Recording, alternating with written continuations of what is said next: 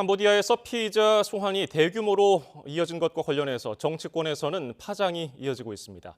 정부의 11호 부동산 대책을 두고도 여야 간 공방 속에 여당 내부에서는 보유세 인상에 반대하는 목소리도 나왔습니다. 취재기자를 연결합니다. 임성재 기자, 캄보디아 사태와 관련해서 여야 입장 정리해 주시죠. 네, 캄보디아 납치 살인 사태와 관련해 더불어민주당 전현희 최고위원은 캄보디아 정부가 협조하지 않으면 ODA 원조 중단을 검토해야 한다고 주장했습니다.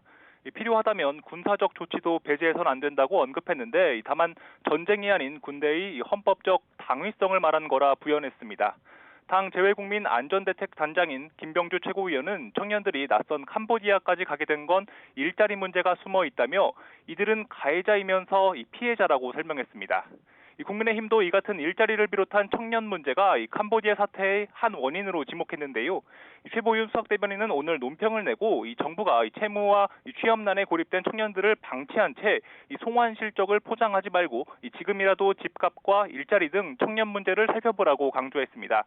같은 당 주진우 의원은 SNS에 정부의 64명 무더기 송환 조치가 자칫 수사 실패로 이어지면서 구속하지 못하고 석방될 수 있다고도 경고했는데요.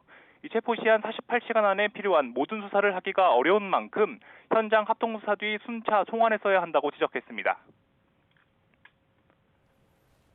네, 부동산 정책과 관련해서 오늘은 보유세와 관련한 여야 입장이 나오고 있죠? 네, 국민의힘은 정부가 시사한 보유세 조정 가능성을 겨냥했습니다.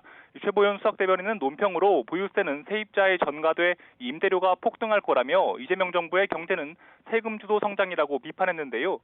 국민은 세금으로 털리고 소비 쿠폰으로 달래지는 약탈 경제 시대라고도 지적했습니다. 이어 국민의힘은 당 차원에서 부동산 정책 태스크포스를 구성해 이르면 내일 최고위에서 의결할 예정인데 위원장은 정책위의장을 지냈던 사선 박태출 의원이 내정돼 오는 22일 첫 회의를 잠정 진행하는 것으로 파악됐습니다.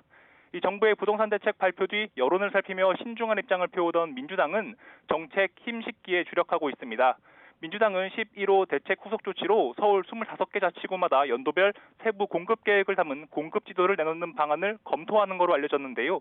이 관련해 김병기 원내대표는 기자간담회에서 이 당 정책위에서 서울주택 공급 계획을 검토 중이라며 긍정 검토가 되면 연말 연초 무렵 발표될 거로 보인다고 설명했습니다. 다만 일각에서 거론되는 보유세 강화를 두고는 당의 공식 입장은 아직 없다고 언급했습니다. 한 발 더 나아가 전현희 최고위원은 기자회견에서 개인적으로 보유세로 부동산 폭등을 막는다는 생각은 어설픈 정책으로 본다며 비판 입장을 내기도 했습니다. 예, 국민의힘 장동혁 대표가 윤 전 대통령 구치소 면회를 다녀온 것과 관련해서 정치권 반응은 어떻습니까? 네, 더불어민주당은 어제에 이어 오늘도 맹공을 퍼부었습니다. 김병기 원내대표는 오전 기자간담회에서 윤석열 전 대통령 면회를 다녀온 국민의힘 장동혁 대표를 겨냥해 일본 야스쿠니 신사에 참배하는 극우 세력 망동과 같다 제2의 내란 선동이라고 강력 비판했습니다. 문금주 원내대변인도 입장을 내고 장 대표의 면회를 구치소 순례 정치라며 국민의힘은 윤석열 잔당의 늪에서 빠져나오지 못하는 한 스스로 해산의 길을 걸을 뿐이라고 비난했습니다. 국민의힘은 즉각적인 반응을 내놓진 않고 있는 분위기입니다.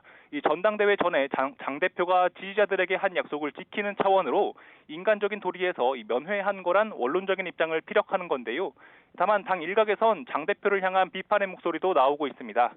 친한계로 분류되는 국민의힘 정성국 의원은 SNS에서 장 대표가 당을 나락으로 빠뜨리는데 책임을 져야 한다. 그만하란 취지의 글을 올리기도 했습니다. 지금까지 국회에서 YTN 임성재입니다.